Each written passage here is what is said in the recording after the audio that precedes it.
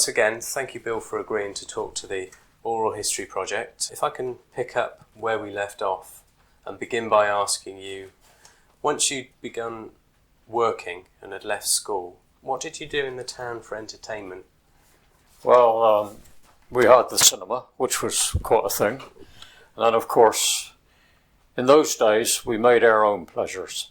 And I found most of mine in Savernake Forest, a place called Pantawick. A lot of people probably haven't heard of it. Well, it's over where the old entrance to the tunnel used to be. There were a lot of fields there, and we used to get good fun over there. Used to go to the pub and have a drink occasionally. Used to like camping and played cricket, football. I played football for Marlborough town second team, not the first team, because I was only small. And then I used to do a bit of boxing with our mates. And, we used to sort of more or less make our own entertainment. What town organisations have you belonged to over the years? Well, over the years I was always in a choir, and I carried that on when I left school. I was in the Boy Scouts, the Cubs before that. And I did a spell in the Boys Brigade, which I quite enjoyed.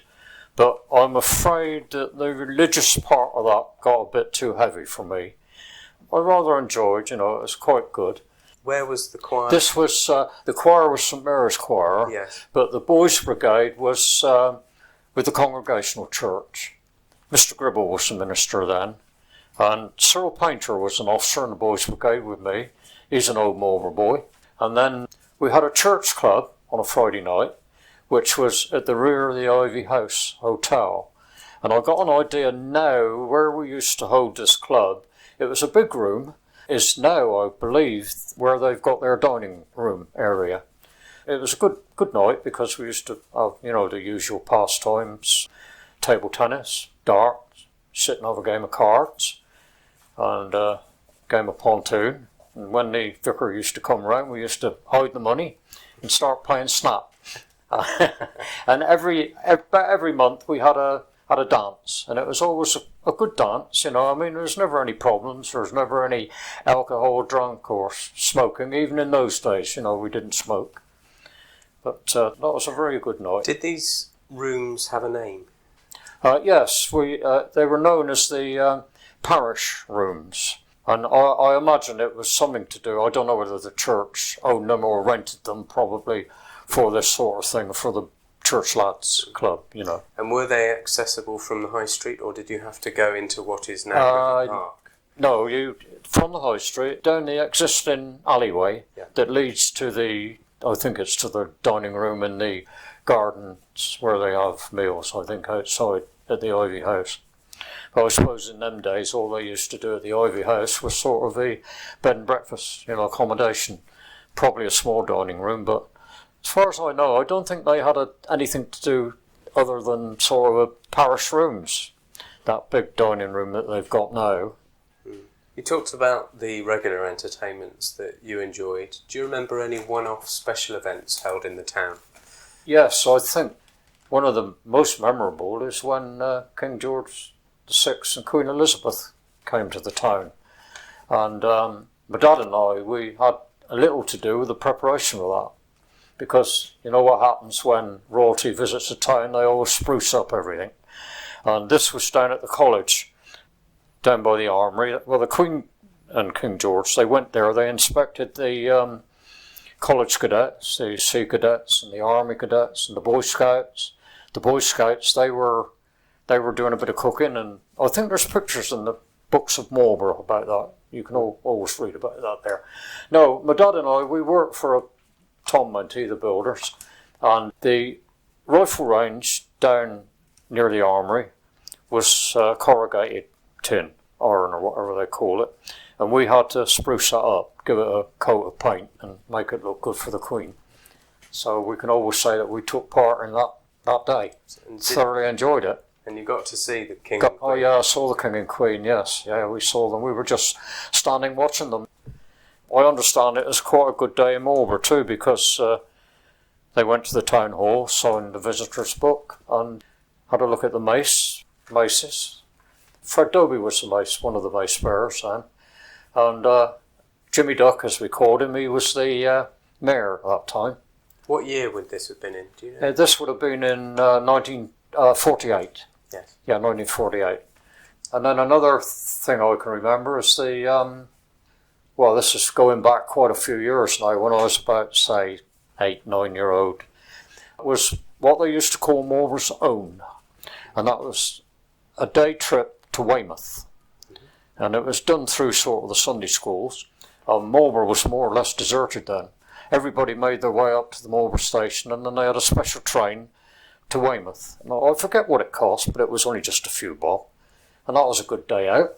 And another thing I think which was pretty good for the time was when we gave the HMS Marlborough the freedom of Marlborough. Well, the weather was good, and all the ship's crew paraded along the high street, and they had a pipe band, and it was well supported too. It was quite a crowd of people there. I took quite a lot of pictures of it, and I was lucky because I've been down and been on HMS Marlborough when it was in dock at Portsmouth. Now, you talked previously about the visit of King George VI and Queen Elizabeth to the town, but I understand you remember what went on in the town on the day of their coronation. Yes, that was quite a day, that. There were quite a lot of events. I can remember it started off with the Devon Yeomanry firing a gun on the common. Of course, there were church services. I remember they had a special service for the kids in St Mary's Church. And then a lot of the events were held on Broadleys. That's above the Marlborough College Cricket Pavilion, as they had all the sports held there.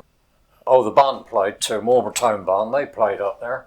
And of course, later on in the morning, the Mayoress presented the kids with a souvenir mug and souvenir programme.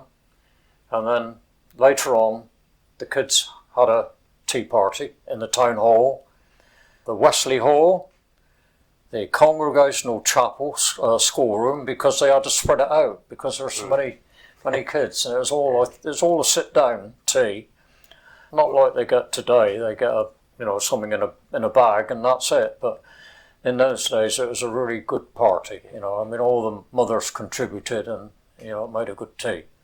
Then of course they had the sports during the afternoon. They even included the adults, and that was a good laugh because they had some good sports. Yeah. For a winner of a 3-legged race, you'd get a shilling or something like that, or 1 and 6. And it must have been one of the last big celebrations in the town before the Second World War started. Yes, I suppose it would, yes, that's right, yeah. Was anything built or placed in the town to mark the occasion that you can remember? The Mayoress opened swings on the common. Children's swings. I think that was the thing that And these are still here today, aren't they? And prior to that, were there any swings nothing, on the common? Nothing. There was nothing there, not as far as I know. No. I know they had a maypole dancing in the high street. There were 1 or 2 things went on in the high street. Country dancing, maypole dancing. I think there was a dance in the town hall later on. So and they even had, you can't imagine that these days, community singing in the high street. Can't imagine that this day and age. No. Yeah, it was a wonderful day. Did you get to hear the coronation on the radio? Yes, they did broadcast that on loudspeakers from the town hall, and we could listen to that in the high street. So we did hear the actual coronation. Now we're making this recording between this year's 2 annual mock fairs, which I understand you have a particular interest in. Can you tell us about any of the rides that you remember from your younger days? Yeah, quite vividly actually. The chairplanes, that was quite a thrill. I don't know if anybody listening can remember what they were like or had any idea what they were like. It was sort of a seat. It was suspended from chains, and I suppose there were about 20 of them on this particular ride. And you sat in the seat and it just revolved, and of course obviously as it revolved the chairs went out.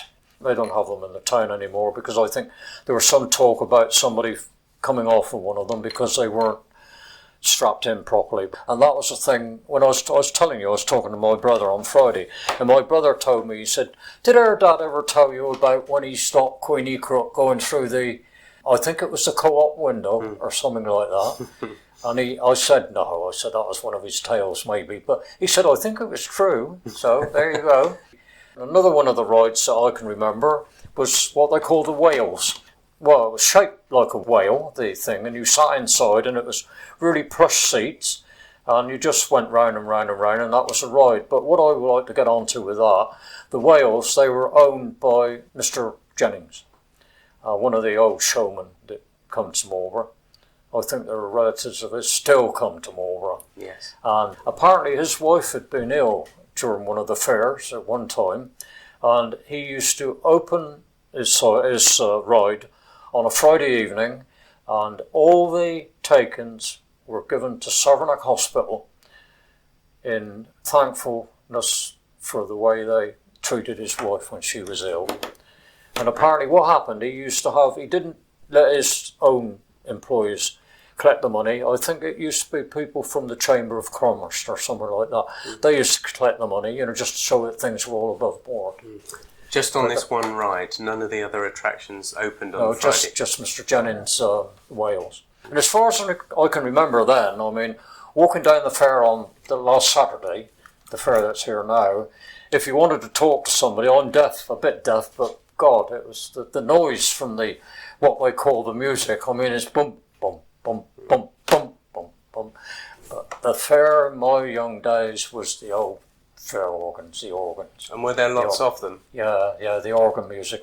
Some of it was done with the real, when they put the paper through, Oh, yes, Yeah, I don't know what they actually call it. Was there music with most of the rides? Yes, there was music with most of the rides, but it was more distinctive. That's another thing that I used to get very amused with, was it was right by the Castle and Ball. I can always remember it was always there, and they had a spout of water coming up with a table tennis ball on the top, and you had a rifle, and you had to sort of shoot this ball off. And I was most fascinated with that when I was a kid. And then, of course, in those days, they had the caravans parked on the side, and it was most interesting to see inside of one of the caravans, because, I mean, those people were absolutely spotlessly clean, those fair people. Hard workers, spotlessly clean, and good living people. And inside you'd see all the glassware and the brass and the copper kettles. And as a kid, I can remember probably the lady that was showing my mum round the caravan. She always had an apron on, an overall or something like that. I can always remember that. Do you remember the boxing and wrestling show? And can you tell us a little bit about how it worked? That was brilliant. Well, they had what they call the boxing booth. And then, of course, they had a bit of a stage on the front where they come up with the spiel, and they'd have 2 or 3 there boxers. Usually there was a coloured boy there, and of course plenty of muscle, and then they used to shout out, and it used to draw a big crowd, and they used to shout, "Any of you think you can go 3 rounds with one of my boys?" And I got an idea that the prize was £5, and that was a lot of money. And I can remember there were 2 boys that worked in the stables at Ogburn, Danny Godfrey and Billy Croxton, and they were good boxers. And I can remember for 3 or 4 fairs that they always got up and had a go. They always won. I mean, it was a crowd drawer because, local lads boxing. So would they make their £5 back from the people that they would be watching? Word, yes, yeah. And then, of course, even after the fight had taken place, they'd raise the hand of the winner or whatever, and then they'd say, right, little contribution for the loser, and everybody used to throw money into the ring. Oh, that's nice. for the loser, so say. I expect that went into the owner's pocket. No, I didn't mean that. Really. No. Now, I would like to say about Danny Godfrey and Billy Croxton. There was some talk one time of Danny Godfrey turning professional, but he never did. And I don't know what happened to him, but I can remember Billy Croxton. He joined the forces during the war. He's in the paratroopers. And he came back probably after Arnhem. That was where the paratroopers had a big do. And poor Billy was literally a cripple. I think he lived for a few years in Ogburn. He came back to Ogburn. And I think he lodged with the local people in Ogburn He died a few years back, but they were two good lads, two good boxers. And then we used to have what they call the Wall of Death. And we used to have to go up and look down onto that because they used to ride motorbikes round and round this wall. And of course the speed kept them up. And then they'd ask for volunteers if they wanted to sit on the back of the motorbike. And of course they wouldn't allow under a certain age. There had to be a certain age to ride. Then after that we had what they called the Wall of Death. And that was a metal cage. Globe of like a globe. Yes, yeah. That's right. Yeah, like a globe. And they'd start going round and round, and then they'd go right over the top, and the speed would hold them back. Talking about the Wall of Death, one of our things in the forest, when we used to go to the forest, we had what we called our Wall of Death up there because there are a lot of dips in the forest, and we used to ride our bikes round and round the edge of the dips, and that was our Wall of Death. I can remember seeing a lady on one of the stalls making the humbugs. And of course, she'd prepared the actual sugar and whatnot, just so as it was pliable. And they had a big metal hook at the side of the stall, inside where she was. And she'd stretch it and chuck it over this hook, and that was me spitting in my hands. But so I think she went through the motions of spitting, and then she'd throw it up and stretch it and keep doing that until it was about 4 or 5 foot long. And then she'd lay it on the counter along the front of the stall, and she'd either chop it off or she had big scissors and cut it off. But before she cut it, she used to twist it, and that was the humbugs. Do you have any memories of any of the showmen in particular? Well, yeah, the Edwardses. I can remember them because before they came into the high street on the Friday, they used to come into Marlborough, say about the Wednesday or the Thursday, and they used to park up their amusements. There was fields then behind the Roebuck pub on the London Road. That was in between London Road and Alcott Lane. There were fields there then, no houses. And they used to park up there for a couple of days. And Billy Edwards and Jack Edwards used to come down to St Peter's School for about 2 weeks, I think it was, when they sort of hung about Marlborough. Of course, they used to park up on the common as well as they do now. And I suppose my earliest memories of the fair is when I was about 6-year-old in 1927. And I was sitting in my grandma's house on New Road, and I was watching them coming up.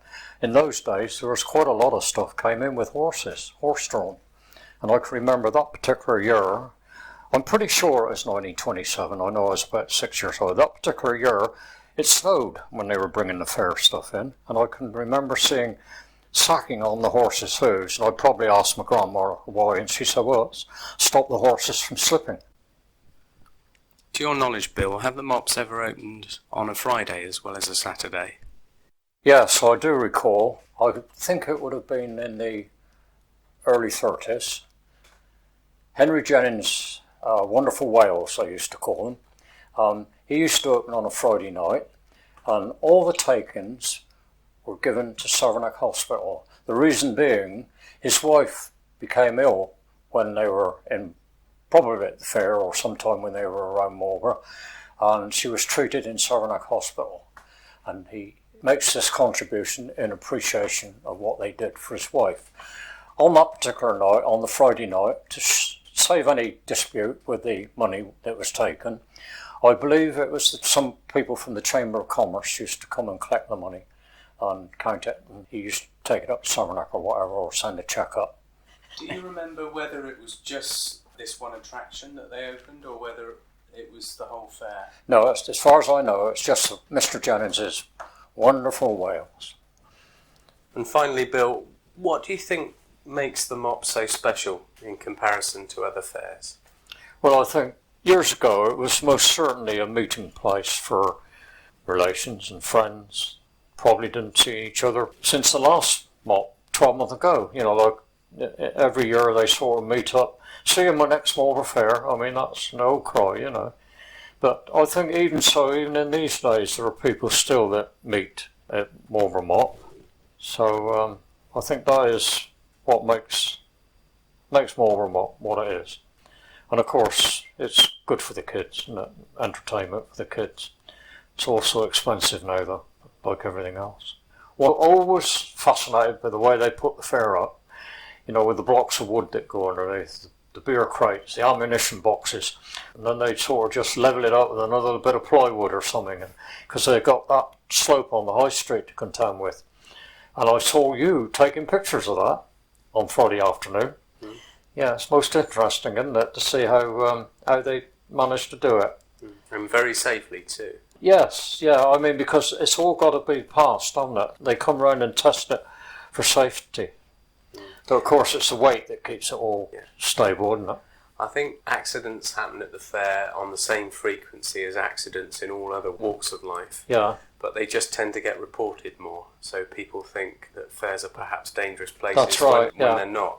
But a lot of accidents on the fairs, I mean, more so these days, but I mean, I can't remember any accidents just about this tale about somebody coming off the aeroplanes, but most of the accident these days are caused through the bravado of the individual.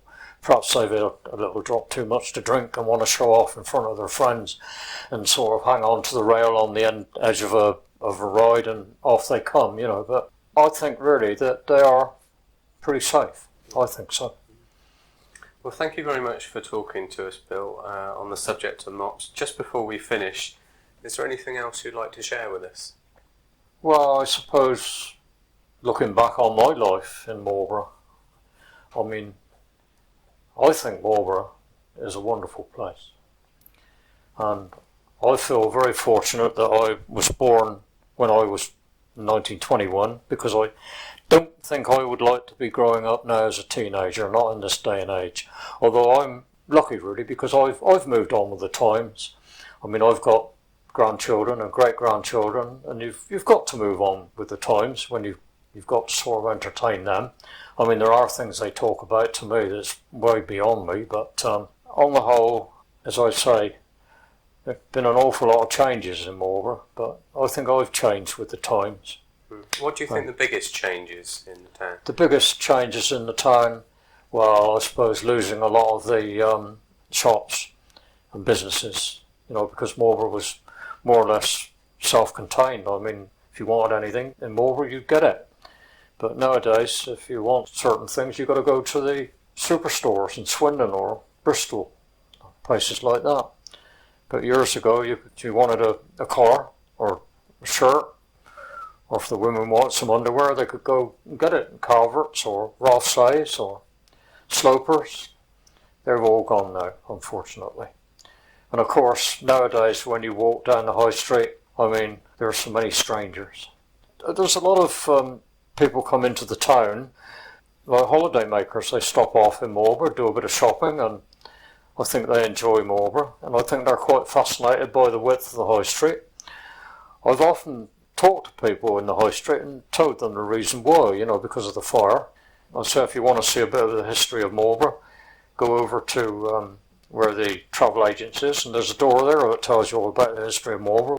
Well, Mr. Rollins done a lot of that, and Ernie Wilkes. It's carved, isn't it? Yeah, the wood carving. And then, of course, up on the eaves there's some interesting things too carved. But as I say, Marlborough's a very interesting place, and it holds quite a lot of memories for me.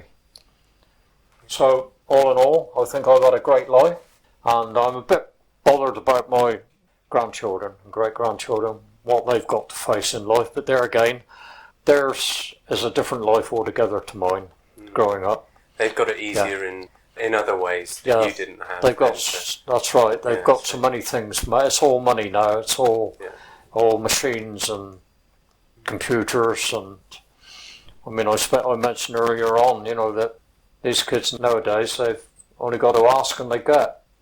But in my days, if you wanted anything, you had to work for it, even as a young kid. And I had a lot of jobs when I was a young kid, and all my money used to go home on the table from my mum.